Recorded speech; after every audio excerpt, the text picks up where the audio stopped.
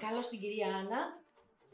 Σήμερα ξέρω γιατί έχετε έρθει, οπότε είναι η τρίτη συνεδρία που θα κάνουμε μαζί, έτσι δεν είναι? Ναι. Γιατί έχουμε το προβληματάκι στα μαλάκια μας.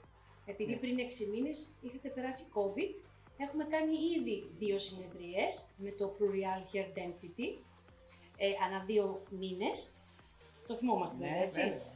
Ωραία. Και σήμερα είναι η τρίτη συνεδρία. Και έχουμε καταφέρει να κάνουμε αυτό το αποτέλεσμα. Γιατί γενικά είχατε πολλά μαλάκια.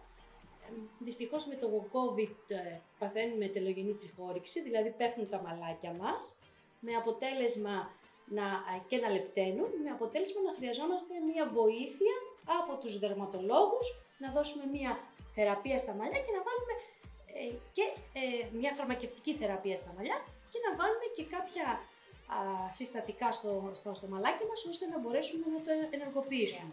Αυτό λοιπόν είναι το προϊόν που θα χρησιμοποιήσουμε, το Plurial Hair Density, το οποίο μας βοηθάει να έχει καλή κυκλοφορία, καλή αιμάτωση στο τριχωτό της κεφαλής. Επίσης βοηθάει στο να κάνει ενυδάτωση του δέρματος, του τριχωτού της κεφαλής πάντα. Βασίζεται σε πολυνουκλεοτίδια από σπέρμα σολομού, που έχει γίνει, όπως είπαμε, πολύ μεγάλος ντόρος τον τελευταίο καιρό.